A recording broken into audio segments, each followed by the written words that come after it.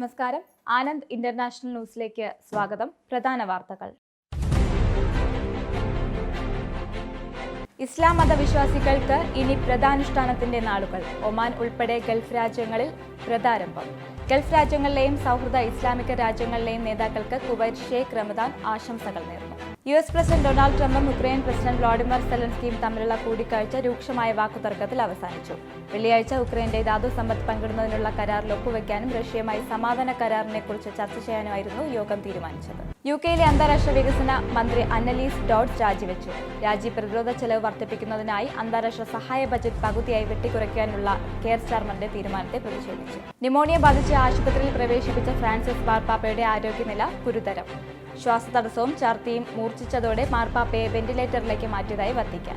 US ദേശീയ സുരക്ഷയ്ക്കോ നിർണായക അടിസ്ഥാന സൗകര്യങ്ങൾക്കോ റഷ്യ സൈബർ ഭീഷണി ഉയർത്തുന്നില്ലെന്ന് ട്രംപ് ഭരണകൂടം. പ്രസ്താവന ഡൊണാൾഡ് ട്രംപും റഷ്യൻ പ്രസിഡന്റ് വ്ളാഡിമിർ പുടിനും തമ്മിലുള്ള ബന്ധത്തിലെ ഊഷ്മളതയെ പ്രതിഫലിപ്പിക്കുന്നത്. പ്രൊഫഷണൽ ജീവനക്കാരെ കൂട്ടത്തോടെ പിരിച്ചുവിടുന്നത് നിയമവിരുദ്ധമാണെന്ന് സാൻ ഫ്രാൻസിസ്കോ ഫെഡറൽ ജഡ്ജി.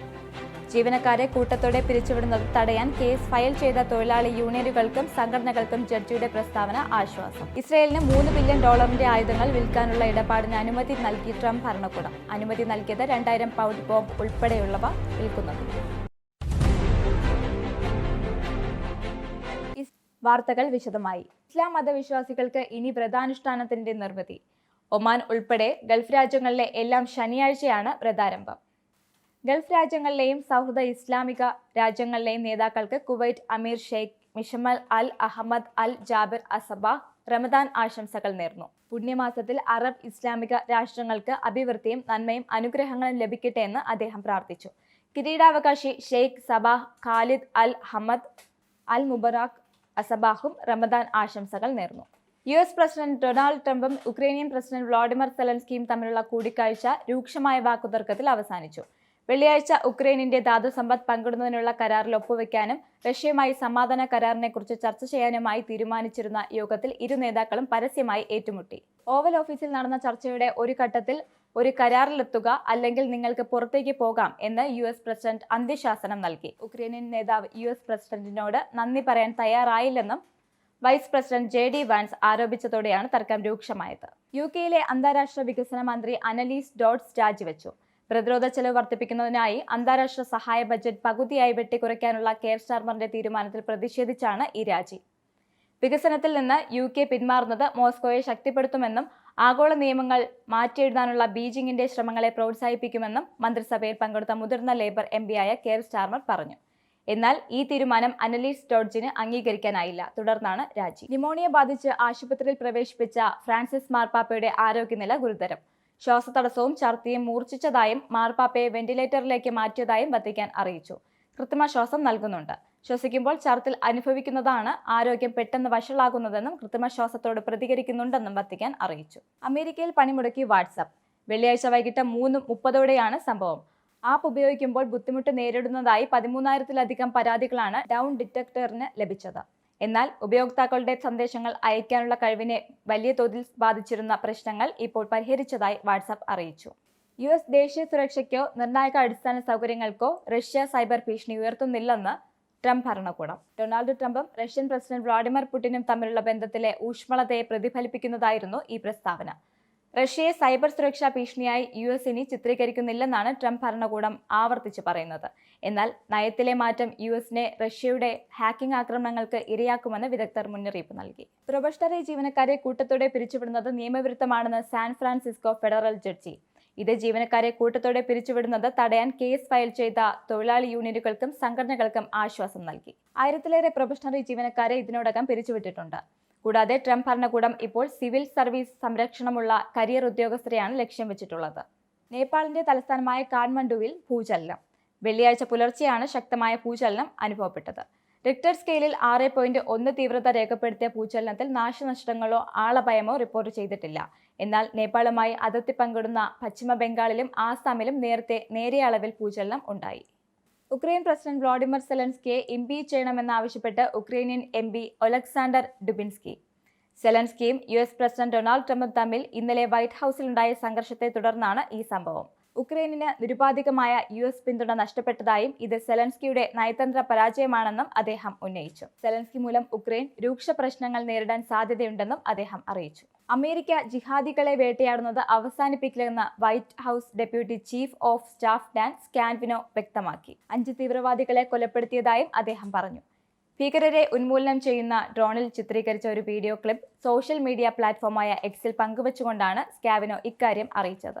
പ്രതിരോധ സെക്രട്ടറി പീറ്റ് ഹെഗ്സത്തിന്റെ നേതൃത്വത്തിൽ അടുത്തിടെ US സേന 2 ISIS ഭീകരരെയും 3 അൽ ഖ്വയ്ദ ഭീകരരെയും വധിച്ചു. ഉക്രൈനിയൻ പ്രസിഡന്റ് വ്ളാഡിമിർ സെലൻസ്കിക്ക് പിന്തുണ അറിയിച്ച് കനേഡിയൻ പ്രധാനമന്ത്രി ജസ്റ്റിൻ ട്രൂഡോ. വൈറ്റ് ഹൌസിലെ ഓവൽ ഓഫീസിൽ ഇന്നലെ നടന്ന ട്രംപ് സെലൻസ്കി വാക്കുതർക്കത്തെ തുടർന്നാണ് ഈ സംഭവവികാസം. കാനഡയിൽ മാർച്ച് 4 മുതൽ US തീരുവ ചുമത്താൻ പോകുകയാണ്. ഇതിനെതിരെയുള്ള കാനഡയുടെ താരിഫ് യുദ്ധം തുടരുന്നതിനിടെയാണ് ജസ്റ്റിൻ ട്രൂഡോയുടെ ഈ പിന്തുണ. സോഷ്യൽ മീഡിയ പ്ലാറ്റ്ഫോമായ ട്വിറ്ററിലൂടെയാണ് അദ്ദേഹം സെലൻസ്കിക്ക് പിന്തുണ അറിയിച്ചത്. ഇംഗ്ലീഷിനെ അമേരിക്കയുടെ ഔദ്യോഗിക ഭാഷയായി നിയമിച്ചുകൊണ്ടുള്ള എക്സിക്യൂട്ടീവ് ഉത്തരവിൽ ഒപ്പുവെക്കാൻ US president Donald Trump. English ഒഴികെയുള്ള മറ്റു ഭാഷകളിൽ രേഖകളും സേവനങ്ങളും നൽകുന്നത് തുടരണോ എന്ന് തീരുമാനിക്കാനുള്ള ഓപ്ഷൻ സർക്കാർ ഏജൻസികൾക്കും ഫെഡറൽ ധനസഹായമുള്ള സ്ഥാപനങ്ങൾക്കും ഉത്തരവ് നൽകുമെന്ന് പറയുന്നു. ഫെഡറൽ ഫണ്ടിംഗ് ലഭിക്കുന്ന സർക്കാരും സംഘടനകളും ഇംഗ്ലീഷ് സംസാരിക്കാത്തവർക്ക് ഭാഷാ സഹായം നൽകണമെന്ന ട്രംപിന്റെ ഈ എക്സിക്യൂട്ടീവ് ഉത്തരവ് മുൻ പ്രസിഡന്റ് ബിൽ ക്ലിന്റന്റെ 2000 ഓഗസ്റ്റിലെ നിർദ്ദേശത്തിൽ നിന്നുള്ള ഉത്തരവ് റദ്ദാക്കും. മോസ്കോയിലെ ഷെറമെറ്റോവ് വിമാനത്താവളത്തിൽ നിന്ന് വിമാന സർവീസുകൾ പുനരാരംഭിച്ചതായി റഷ്യയുടെ വ്യോമയാന അതോറിറ്റി അറിയിച്ചു. സിവിൽ വിമാനങ്ങളുടെ സുരക്ഷ ഉറപ്പാക്കുന്നതിനായി താൽക്കാലികമായി വിമാന സർവീസുകൾ നിർത്തിച്ചതിന് പിന്നാലെയാണ് സംഭവം. നിയന്ത്രണങ്ങളുടെ കാലയളവിൽ ഷെറമെറ്റോവയിലേക്ക് പോയ ഒരു വിമാനം പുൽക്കാവോയിലെ ഇതര വിമാനത്താവളത്തിൽ ഇറങ്ങിയതായി അതോറിറ്റി ടെലഗ്രാമിൽ അറിയിച്ചു. മോസ്കോ സമയം 2:41 വിമാനത്താവളം പ്രവർത്തനം താൽക്കാലികമായി നിർത്തിവെച്ചു. ഇസ്രയേലിന് $3 ബില്യൺ ആയുധങ്ങൾ വിൽക്കാനുള്ള ഇടപാടിന് അനുമതി നൽകി ട്രംപ് ഭരണകൂടം. 2000 പൗണ്ട് ബോംബ് ഉൾപ്പെടെയുള്ളവ വിൽക്കുന്നതിനുള്ള അനുമതിയാണ് നൽകിയത്.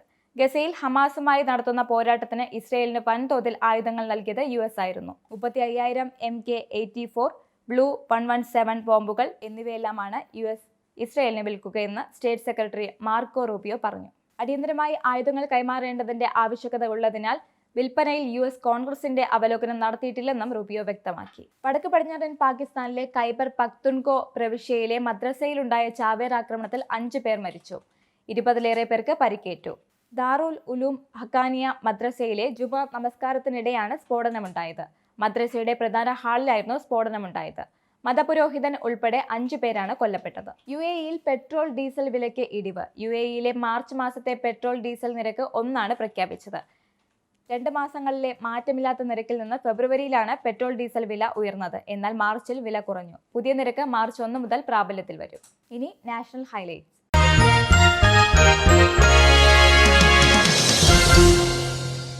ഇന്ത്യയും യൂറോപ്യൻ യൂണിയനും തമ്മിലുള്ള സ്വതന്ത്ര വ്യാപാര കരാർ ഈ വർഷം ഒപ്പിടും. പ്രധാനമന്ത്രി നരേന്ദ്രമോദിയും European Commission president Ursula von der ലെയനും തമ്മിലുള്ള കൂടിക്കാഴ്ചയിലാണ് തീരുമാനം. FTA എങ്ങനെ വേഗത്തിൽ നടപ്പാക്കാമെന്നതിന് ചർച്ചയിൽ ഊന്നൽ നൽകിയെന്ന് വിദേശകാര്യ മന്ത്രാലയത്തിലെ സെക്രട്ടറി തന്മയ ലാൽ വിശദീകരിച്ചു.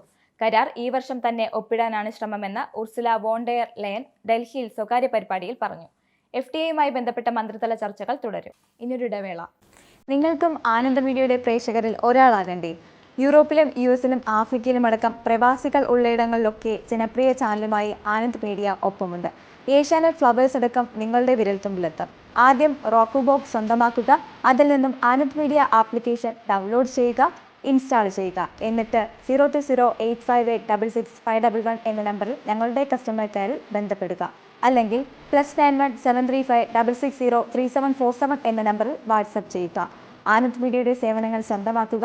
മറ്റു ചാനലുകൾക്കൊപ്പം ആനന്ദ് TV എൻജോയ് ചെയ്യുക. വാർത്തകൾ തുടരുന്നു. ഇനി കേരള ഹൈലൈറ്റ്സ്. വരുന്ന നിയമസഭാ തെരഞ്ഞെടുപ്പിൽ ഒന്നിച്ചു നിന്ന് പ്രവർത്തിക്കാൻ UDF-ൽ ധാരണയുണ്ടായതായി റിപ്പോർട്ട്. മുഖ്യമന്ത്രി സ്ഥാനത്തിനായി നേതാക്കൾ തമ്മിലുള്ള തമ്മിൽത്തല്ല് അവസാനിപ്പിക്കാൻ ഹൈക്കമാൻഡ് നേതാക്കളുമായി ചർച്ചയിൽ തീരുമാനമായെന്ന റിപ്പോർട്ടാണ് പുറത്തുവന്നത്.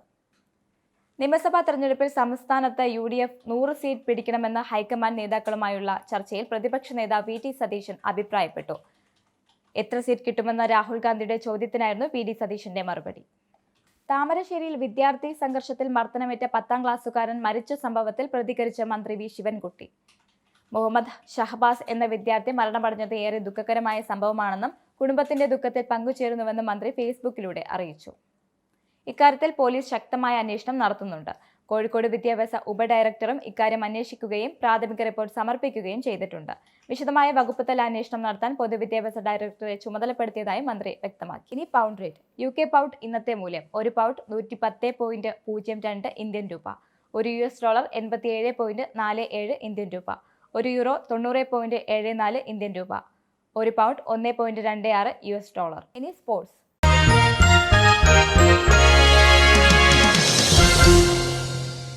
ICC ചാമ്പ്യൻസ് ട്രോഫി ഏകദിന ക്രിക്കറ്റ് ടൂർണമെന്റിന് മുമ്പായി ഓസ്ട്രേലിയൻ ടീമിന് വീണ്ടും തിരിച്ചടി. ഓപ്പണിംഗ് ബാറ്റർ മാർട്ട് ഷോട്ട് പരിക്കിനെ തുടർന്ന് സെമി ഫൈനലിൽ കളിക്കില്ലെന്നാണ് റിപ്പോർട്ടുകൾ. അഫ്ഗാനിസ്ഥാനെതിരായ മത്സരത്തിനിടെയാണ് താരത്തിന് പരിക്കേൽക്കുന്നത്. ബാറ്റ് ചെയ്യുന്നതിനിടയിൽ ഓടി റൺസെടുക്കാൻ ഷോട്ട് ബുദ്ധിമുട്ടുന്നുണ്ടായിരുന്നു. 15 പന്തിൽ 20 റൺസുമായി ഷോട്ടിന്റെ ഇന്നിംഗ്സ് വേഗത്തിൽ അവസാനിക്കുകയും ചെയ്തു. പ്രധാന വാർത്തകൾ ഒരിക്കൽ കൂടി. ഇസ്ലാം മതവിശ്വാസികൾക്ക് ഇനി വ്രതാനുഷ്ഠാനത്തിന്റെ നാളുകൾ. ഒമാൻ ഉൾപ്പെടെ ഗൾഫ് രാജ്യങ്ങളിൽ വ്രതാരംഭം. ഗൾഫ് രാജ്യങ്ങളിലെയും സൗഹൃദ ഇസ്ലാമിക രാജ്യങ്ങളിലെയും നേതാക്കൾക്ക് കുവൈറ്റ് ഷെയ്ഖ് റമദാൻ ആശംസകൾ നേർന്നു. US പ്രസിഡന്റ് ഡൊണാൾഡ് ട്രംപും യുക്രൈൻ പ്രസിഡന്റ് വ്ളാഡിമിർ സെലൻസ്കിയും തമ്മിലുള്ള കൂടിക്കാഴ്ച രൂക്ഷമായ വാക്കുതർക്കത്തിൽ അവസാനിച്ചു. വെള്ളിയാഴ്ച യുക്രൈന്റെ ധാതു സമ്പത്ത് പങ്കിടുന്നതിനുള്ള കരാറിൽ ഒപ്പുവെക്കാനും റഷ്യയുമായി സമാധാന കരാറിനെ കുറിച്ച് ചർച്ച ചെയ്യാനുമായിരുന്നു യോഗം തീരുമാനിച്ചത്. UKയിലെ അന്താരാഷ്ട്ര വികസന മന്ത്രി അന്നലീസ് ഡോഡ്സ് രാജിവെച്ചു.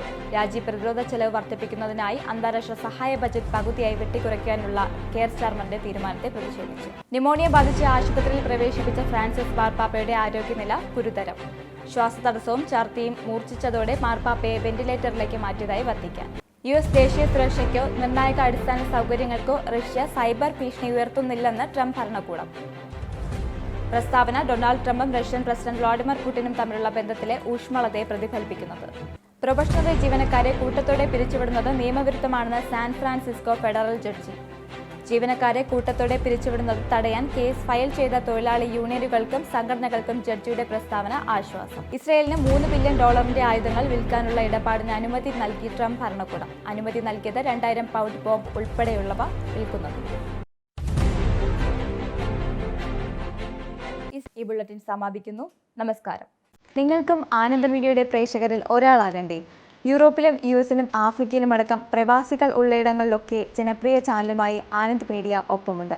ഏഷ്യാനെറ്റ് ഫ്ലവേഴ്സ് അടക്കം നിങ്ങളുടെ വിരൽത്തുമ്പിലെത്തും. ആദ്യം റോക്കു ബോക്സ് സ്വന്തമാക്കുക.